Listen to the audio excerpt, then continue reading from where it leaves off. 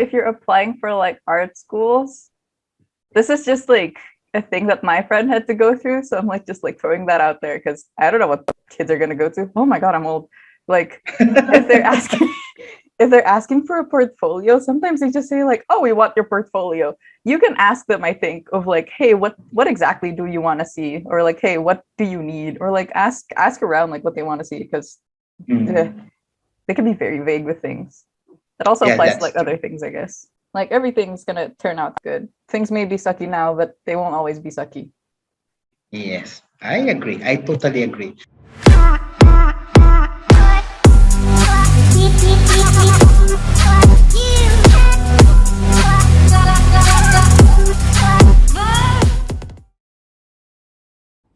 Halo everyone, welcome to StuConversation Special Edition. Ini adalah edisi spesial dari StuConversation yang dimana kita akan membahas dan mengundang bintang tamu yang spesial tentunya. StuConversation Special Edition ini akan diupload di YouTube channel BINUS School Bekasi. Jadi jangan lupa untuk subscribe dan nyalakan lonceng notifikasinya.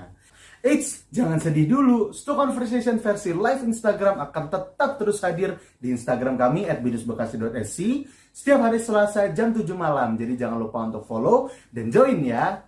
Nah, di episode pertama yang sangat spesial ini, kita kedatangan host yang gak kalah spesial tentunya. Siapa lagi kalau bukan our beloved teachers, Mr. Fred. Nah, bintang tamunya juga spesial banget nih. Kita kedatangan alumni pertama BINUS School Bekasi, yaitu Namira, yang sedang menempuh pendidikan di Radboud University Netherland. Gimana sih pengalamannya Namira bisa belajar di Netherlands? Dan kira-kira apa aja sih yang harus kita persiapin untuk kuliah di luar negeri? Kayaknya bakal banyak nih informasi yang bisa kita dapat. Check it out ya! Good day to everyone. I don't know whether to say good afternoon or good morning because it depends on what time you will be watching this. But yes, this is Mr. Fred, and I am with our former student in BINUS School Bekasi, who's now studying in Netherlands. And this is, I think, one of the few times that we will be chit-chatting, and the chit-chat is very casual. I hope it will be. We'll try to do away with the usual academic talk and because I think we've done that, we've been there, but of course Mira is still a student. Yeah. So yeah, hi Mira, how are you? Hello, it is 7 a.m. Oh my god. What's the time difference? Well, it's 12:41 now as of recording time. What's the time difference between Jakarta and your place? I live in the Netherlands, and I think Indonesia and the Netherlands has a 5-hour time difference. So yes, 7:42 a.m. AM. I don't even Okay. think about waking up this early usually now. So it's like, oy. Especially for university students, right? Because you have a lot of, the typical all-nighters of university students, right? So how's life so far? Like you are in your third year, am I correct to assume that? Yes, I am. Uh-huh. Oh god. Oy. It's been like just yesterday that you were in here in school, right? Okay, so so let's talk about moving to another country, and perhaps I can relate also with your experience. Oh yeah.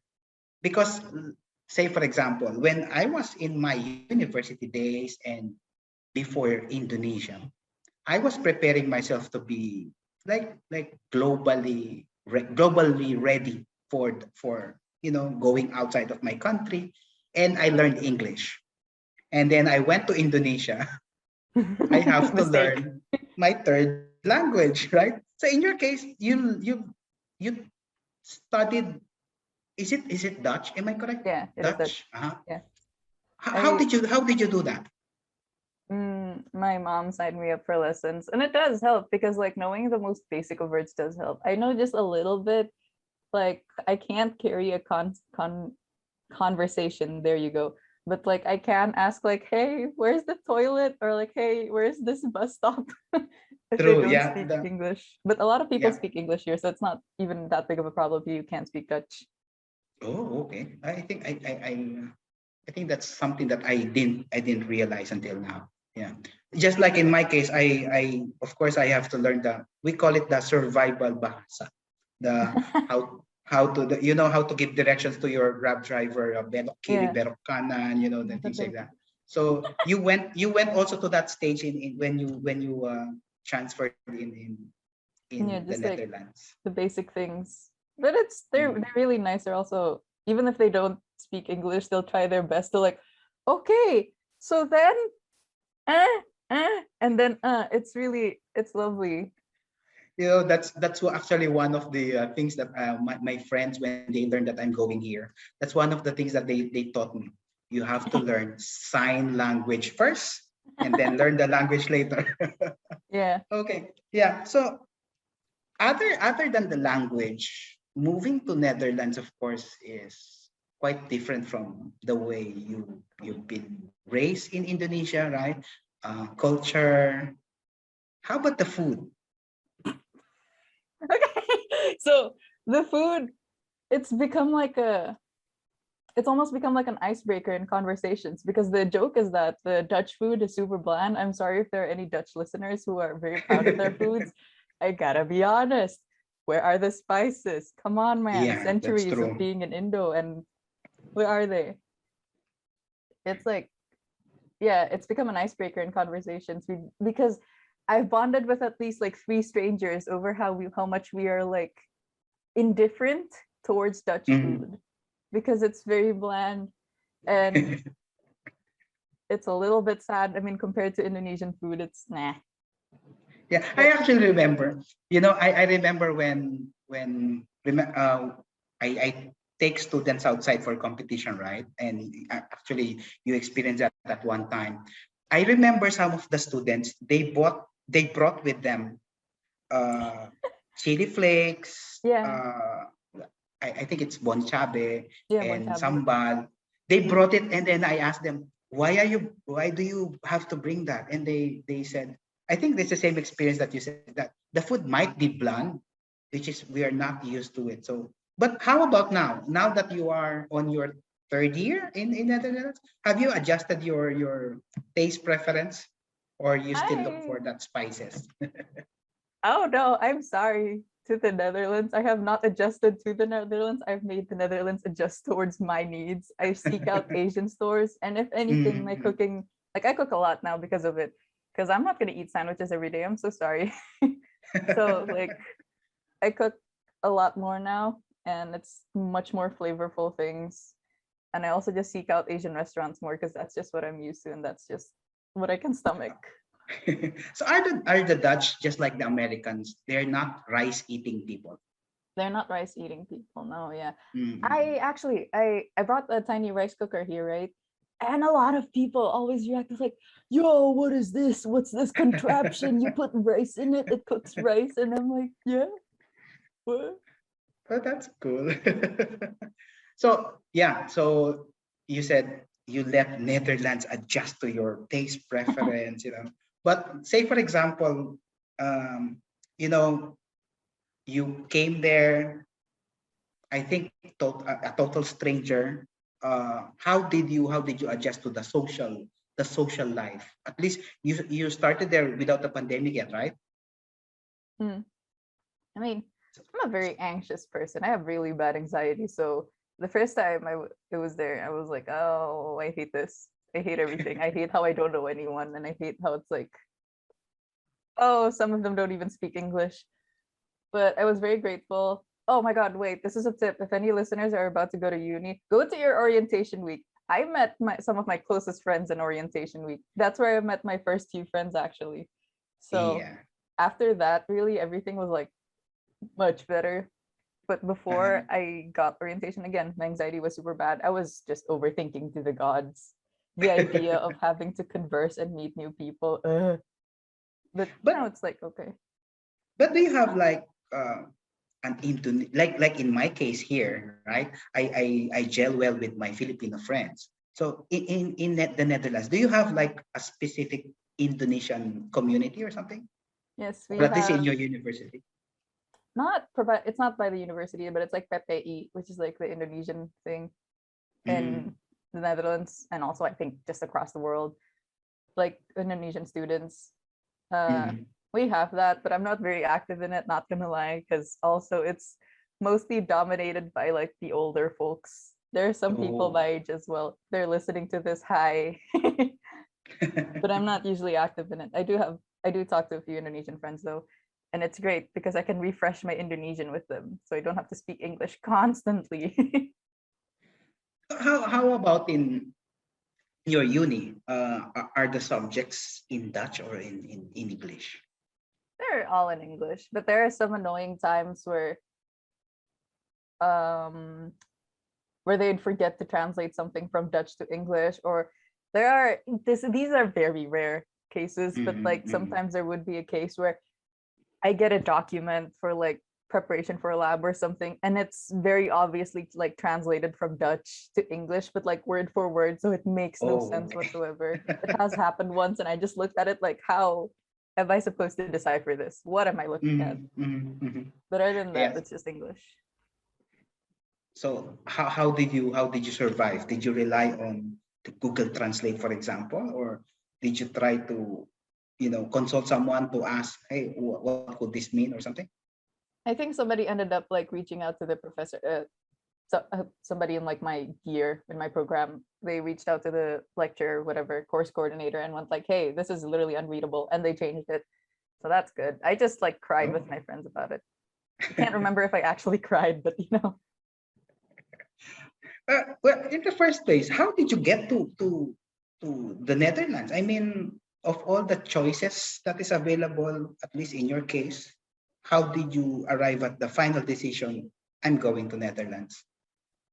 I the way I'm gonna answer this makes me sound super rich kid. And I will confess, I am very privileged. I am very much aware of that. But like, it's like I applied to 4 unis. Two of them were in the Netherlands, two were in Japan, and I didn't get accepted to both in Japan. And I got accepted to the two in the Netherlands. So I thought, Mhm. fine, I'll take that one. But say, for example, you have other choices, I'm sure. When you attend university fair, there are a lot of Canada, United States, UK, Australia, New Zealand. So, what attracted you to the Netherlands? Firstly, our rich history with the Dutch. It provides for Indonesian food literally Mm-hmm. everywhere. It's great. And I've also just always wanted to like go to Europe or like study in Europe because I thought it might be cool. So Mm. that was a big factor that helped me decide. What else? How about Oh, the also, choice? Yeah, sorry, go. yeah, also just like biking. That's fun. I like biking. And Well, I know that it's like a lot of people here speak English. I like asked around and they said, "Oh yeah, a lot of people speak mm, English. You'll be okay. You don't have to like learn the language." yeah. Was it also because of the course choice, the course that you would like to pursue? Yeah, because in high school I knew I wanted to go into science or like biology or something, but I'm not exactly sure what part of biology I want to go into Mm. because oh my god, there are literally so many options. And Uh, my program is provides a wide range of like biologies, if you will, for the first and second year, and then your third year you'll really get to specify what you want. So yeah, mm. that's why. So far you are in your third year now. You think you're getting what you wish for in terms of the kind of education that you want to be exposed in? I mean, I'm a science student. I would like it Uh, if there was more lab. And due to the uh, unfortunate pandemic that did happen in my second year, yeah, I did not get lab. Like even in this quarter, I don't have lab at all. And it makes me so sad. My lab coat is gathering dust in my closet. It's so sad. so yeah, everyone is affected actually, right? Especially perhaps in the field of education, the science students, right?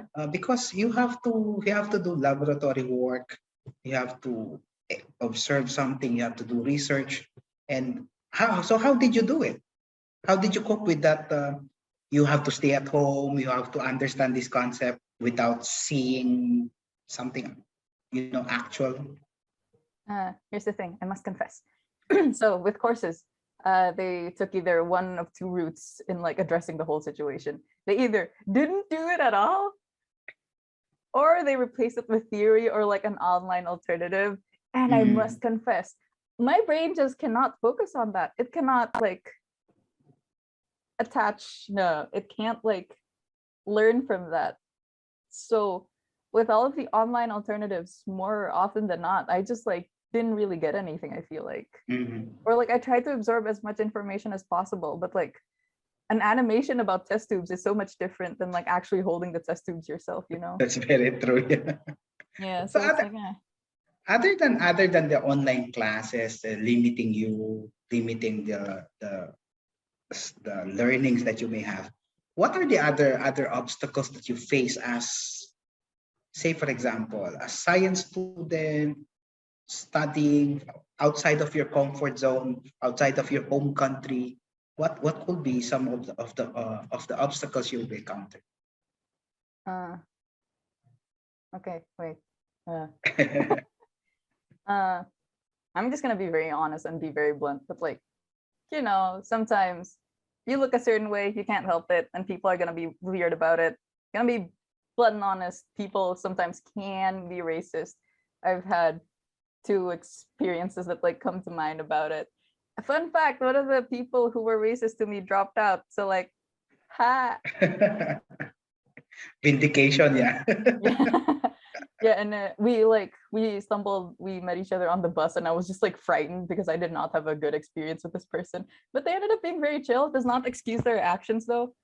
And then we talked a bit, or like they talked to my friend who was there with me. I just kind of zoned out, and then they said like, "Oh yeah, I'm actually dropping out. This isn't for me." And I'm like, ha, ha. So, but you mentioned of racism. Is it as strong as in the United States, in the Netherlands? Like seeing I Asian people were white, things like that? I mean, I don't live in the US, so I wouldn't know like firsthand. But I do like sometimes see the news and it's like, oh, fun. Another Asian person got like, you know, Yeah. unalived, if you will. And like it's not that bad here, but during the peak of the corona scare, it was horrible. Also, just like I don't know, because I remember I cycled home with my friends once. And then like this random man on a bike just straight up went ching chong at me. And I'm like, okay, firstly, that is such a basic insult. Come on, you could come up with something better than that. And secondly, on a bike, that's like such a you can easily run away if you're on a bike, you know, because we were like passing each other. So when it happened, I was just like, huh? What? And my friend immediately yelled something back that I unfortunately cannot say on this podcast, but it was full of angry words. So bless them. Yeah. In my, in my experience in the United States, in very few times that I've been there, typically whenever you are in a group, you look like a tourist, like ducks and the ducklings. And then I think one American got pissed with our slow movement, and then he just said, "Oh, Koreans," and I said, "I'm not even Korean." Oh yeah. Anyway, let's try to check on the positive things, that you experience in the Netherlands, because not everyone gets the chance to travel outside of their home country. What were the first few places you've been there?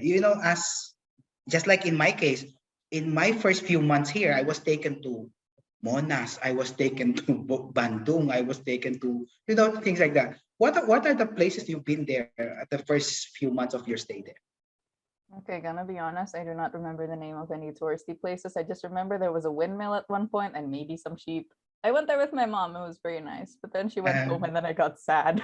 And then like with friends, like I don't know, we like to go to Amsterdam, Utrecht. I went to another place, Rotterdam. Haven't really had the chance to like travel elsewhere. But just going there, it's already really fun. Also, Rotterdam is so much like Jakarta. Whenever I'm homesick, I just kind of go there and then just look at the tall buildings and like, I'm home. Yeah, I can tell because when I went around Jakarta also, I noticed that the architecture is the Dutch influence is very much evident, right? So yeah, how about say for example, I think the last time I talked with you was I even checked whether it's winter there already. How's the weather? How's the climate in the Netherlands? Did you Okay. make a lot of adjustments or something, or do you enjoy it? People who live in the Netherlands know that, oh wow, rain. So much rain. It is actually raining right now. Oh, There's this app and I cannot pronounce it for the life of me. So people who know how to pronounce it, do not make fun of me, but it's like called Bowen Alarm or something. And mhm. it's literally just an app to tell you when it's gonna rain or not. It's fairly accurate in my experience. Wow. Yeah, but like even last night I was trapped in uni for like an hour with my friend because it was raining so hard. It like rains a lot during autumn, I think. But then when it rains there, you don't get the feeling of, like here, I'm sure you also know, in the Philippines as well. When it rains, you get worried of the flood. Oh yeah, no. There's none. There at one point there was a flood scare and I was very afraid because firstly I am scared of big bodies of water. That is just a fear I Uh-huh. have. And secondly, in my first and second year, I lived right next to a river and a lot Oh, of people were like trying to scare me with like, oh, the river's gonna overflow. Ooh. Even though that's like not gonna happen. so So you live near your university?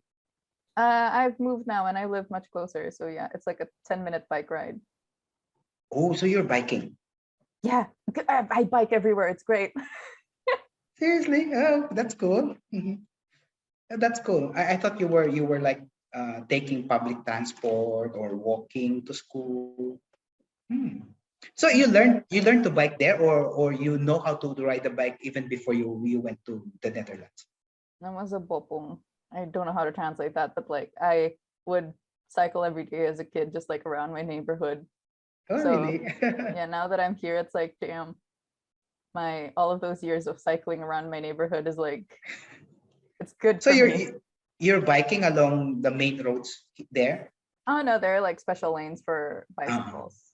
And oh, there's also wow. cute like little like this is the something I noticed when I first moved here is that like if you want to turn, people will like raise their hands like where they according to where they want to turn. So like say you're Mhm. in a like what's that bundaran like a Runabout.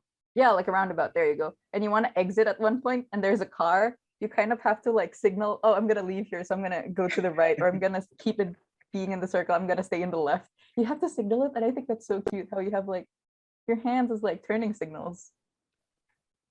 Oh, wow. Okay, that's cool. Do you aside from rain, you get winter snow, something like that?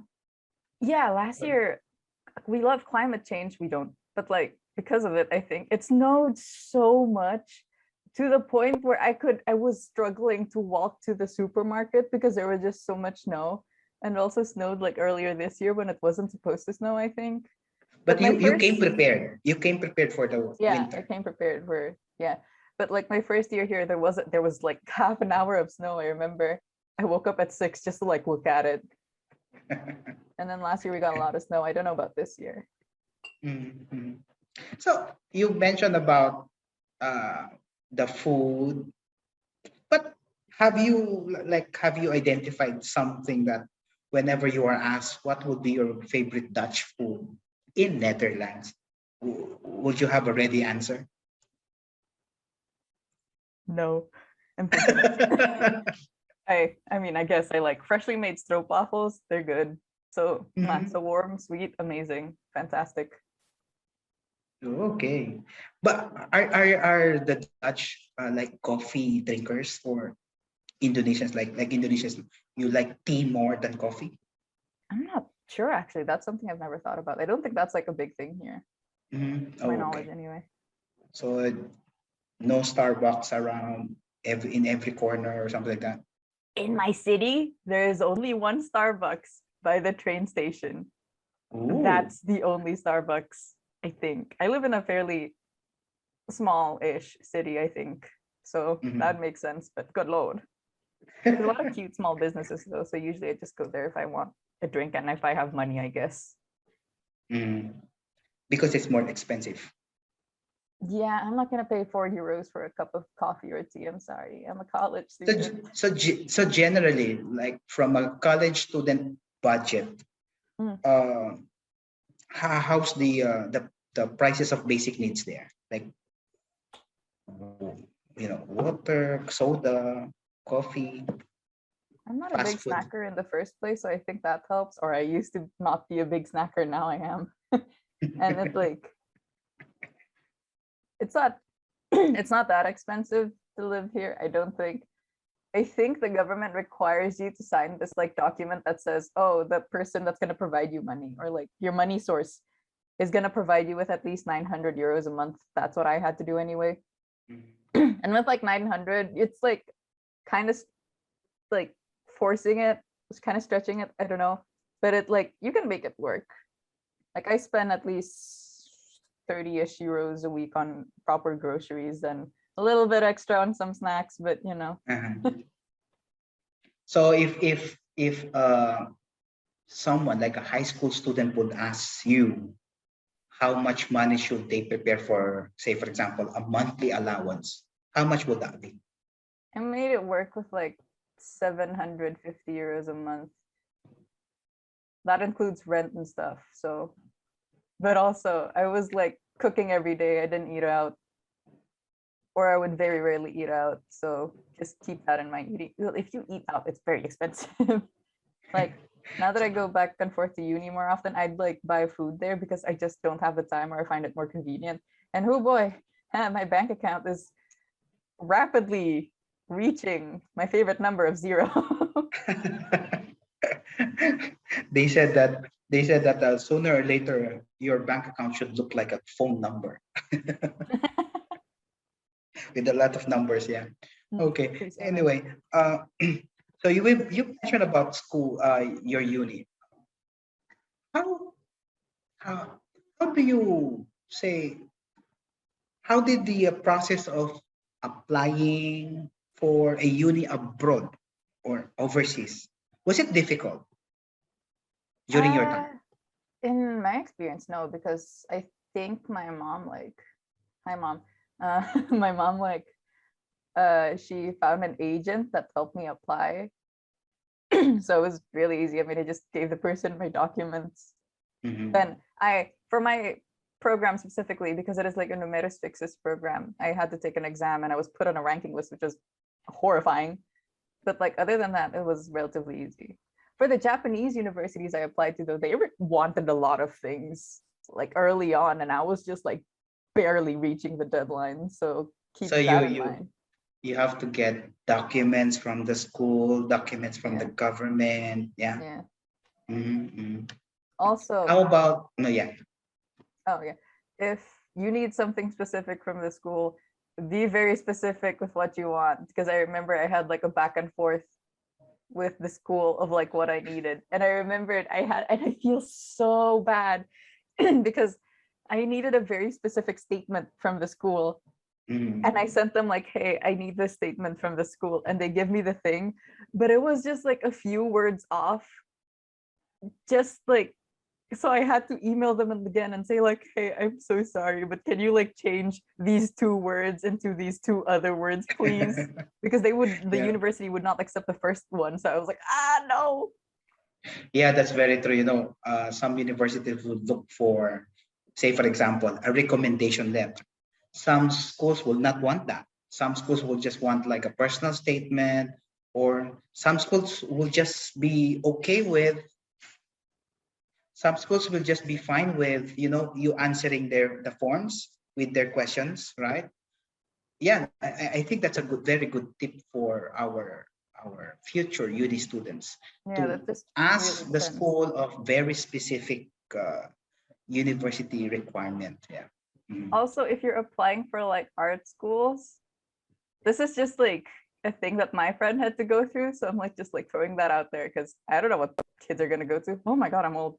Like if they're asking if they're asking for a portfolio, sometimes they just say like, oh, we want your portfolio. You can ask them, I think, of like, hey, what exactly do you want to see? Or like, hey, what do you need? Or like ask around like what they want to see, because Mm. they can be very vague with things. That also Yeah, applies to that's like true. other things, I guess. Especially in the arts, yeah. They look for your portfolio, your work. But Yeah. then again, I think you have to ask specific questions. How about like finding a place there? Was it Oh my difficult God. or Okay. Fun fact about there is a big housing crisis. I actually have a friend who's technically still homeless because, seriously? yeah, it's such a huge problem. Like, there was a housing protest a few somethings ago, and there's going to be a housing protest like next week because there are so many international students that can't find homes. It's awful. I don't know if the government has addressed it or not. It's like actually really bad. The uni also doesn't really help students when it comes to this, and that's what I'm super miffed. But I'm so grateful that I was able to find a room. Good Lord. Yeah, I was able to find a room. Just like, I don't even know how it happened. God looked down on me and said, here you go. So It's cool. So you use an agent as well for the housing, just like what you did for the uni? no. No. For Eh, first years, my uni does provide help, but then afterwards, you're kind of on your own. Sorry, buddy. Suck it up. like did you do a survey of the country before you started? Like did you visit as a tourist in the Netherlands before you started university? Oh no, when I moved here, that was just like my first time here. Maybe that was a little bit of a dumb move on my part, but you know what? Whoopsie. But look at you now, right? You are on your third year. I think you have adjusted really. Now you're cooking. I You're cook. cooking. Whoa. You shop for yourself. How was it? How was it being independent now, like away from home? I have it in my notes, and I remember one of the things that I noted down was like based on a question: what obstacles have you encountered? And one of the very top one is like eating slash cooking for myself. The realization. I remember I had a realization one day of like, oh my God, I'm gonna have to like think about food for literally the rest of my life. And that was just like that's like one of the things I miss about being babied at home. Like at Mhm. home, it's just like, oh, I'm on my phone, I'm playing like a game like Genshin Impact or Minecraft or whatever for like 7 years. And then my mom will just be like, hey, food's ready. And I'm like, yay, food. And now it's like I'm playing a game and I'm like, oh no, what am I gonna eat? There have been several moments where I look in my fridge and there's just like a slice of cheese in there, and I'm like, oh well, okay, cool. And then you have to look after yourself because no one will. Oh yeah, God. Gonna be honest, like I have a lot of issues with that because mental health things, haha, especially during Mhm. Corona. Like Yes. now it's much better, but back then it was a struggle. But again, blessed with cool family members, cool friends that like remind me, hey, you gotta eat. You mentioned about mental health, and of course, it's a big thing. Finally, this aspect of the psychology of humans was brought into spotlight. Did you have to deal with mental health as an independent student in outside of your home country? Of course, pre and during pandemic. Yeah, of course. Like I mentioned earlier, I have terrible anxiety. And it comes out at the weirdest moments. Well, weird according to non-anxiety people anyway. For other anxious people, it's like, oh yeah, I get that. But my anxiety was like so bad to the point where like even the thought of going on public transport would frighten me, which is like technically my only other way of like going around the place. So it's like it was like really crippling anxiety. But I don't know what happened to me, but like something changed in my mind one day and I was okay with it. I'm lying. I went to therapy. I've Oh been blessed yeah. enough to go there. And like, even during Corona, that was the worst because Corona is like my actual worst nightmare. Because right now, my family is like literally all over the place. My sister's in Canada, my mom's in Indonesia, I'm here. So we're all in different continents. So Corona happening was my worst nightmare because my worst fear was like, what if something happened to the world and like my family's all across the world and I can't do anything if anything happened to them. So that was a fun time for my poor mental health that was already like bad, and then that happened and I was like, ah. When was the last time you went home to Indonesia? Not this year. Last year. August. Yeah. Oh my God. During the pandemic already, yeah. Yeah, during the pandemic already. This pandemic is like as old as my baby cousin, and that stresses me out. Okay. I think this conversation is I'm so happy to catch up with you, Mira, because you were my student for 2 years, and Yeah.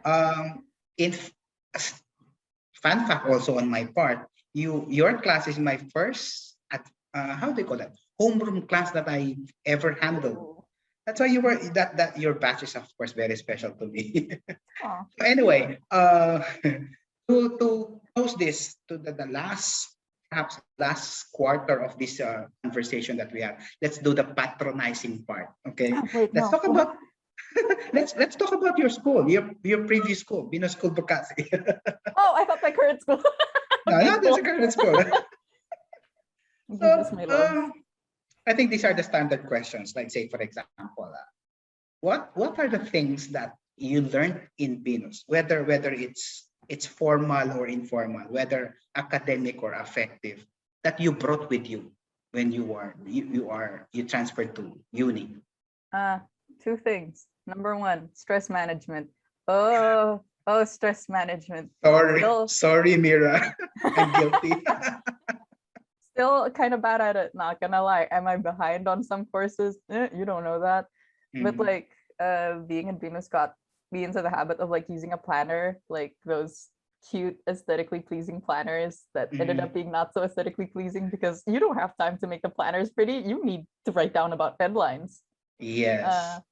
Yeah, it made me get into the habit of like tracking deadlines, having a planner, and like writing down, okay, so I have an essay due next week. Oh my God, I actually have an essay due next week.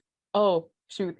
And like, I can start writing on a chunk today and I can research on this tomorrow. And then the next day I can do that. So, you get into the habit of like planning around your assignments and also studying in theory anyway. But in practicality, did that actually happen to me? You don't know that again. The second Yeah. thing, speaking English every day.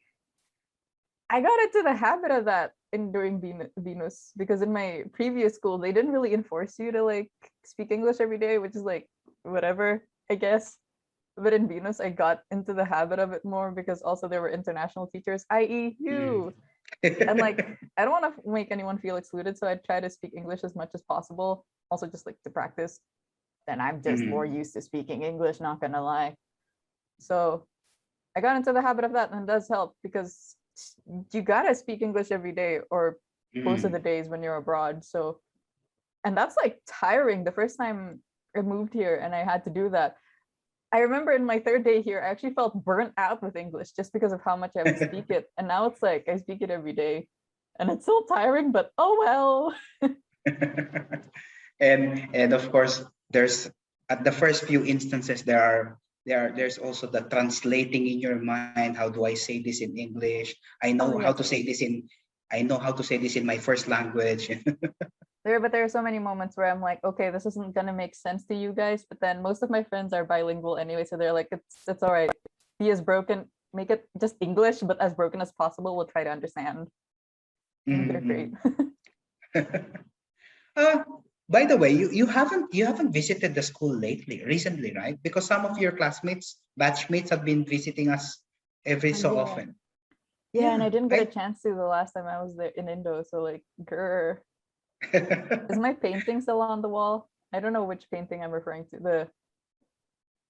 How do I describe the place?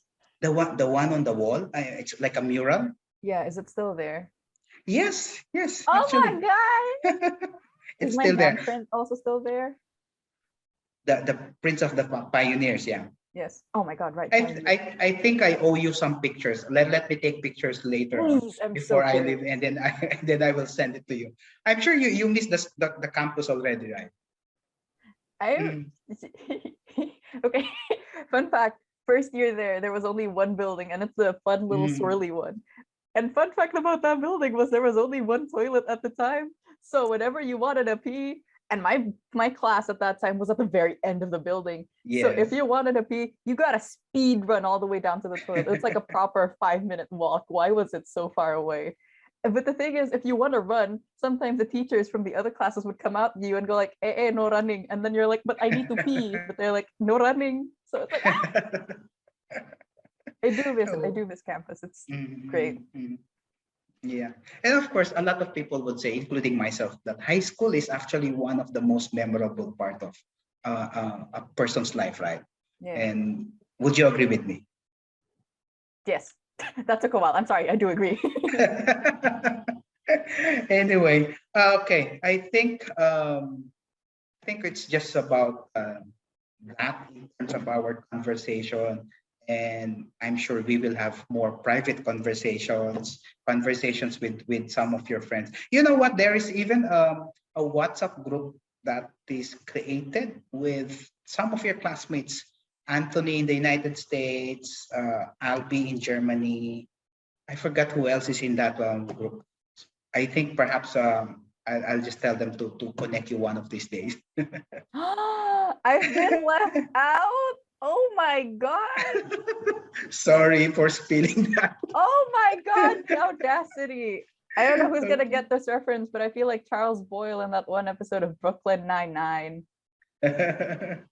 Okay. Anyway, I think it's getting, how do I say it? It's not getting late in your area because it's just early morning, right? Let's see, But yeah, thank you very much for this conversation. It always feels good to catch up with our graduates and how they're doing, and sharing some bits and pieces of tips and how survival tips to our listeners, future university students, and those who are in the university right now.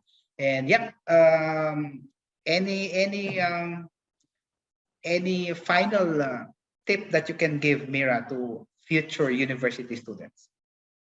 Don't freak out. You got this. Like, you got this.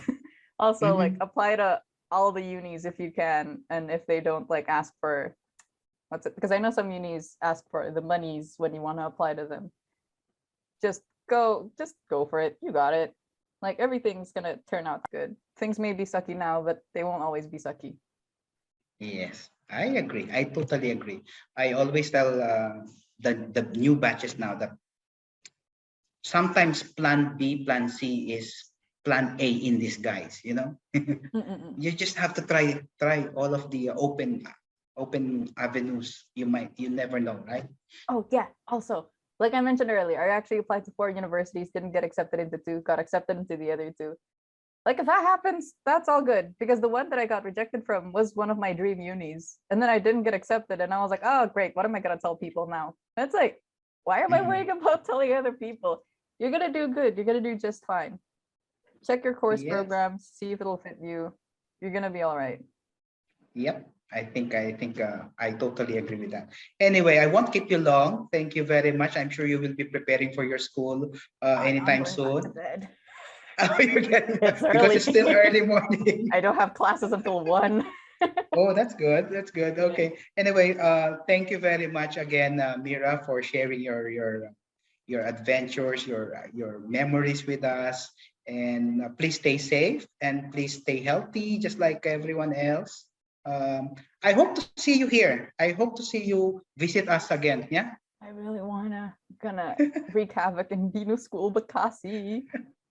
I'm sure your teachers do miss you, especially Miss Dian and Miss Imelda, right? Okay, thank you very much, and have a great day. Enjoy the rest of your day, You and too. again, stay safe. Bye bye.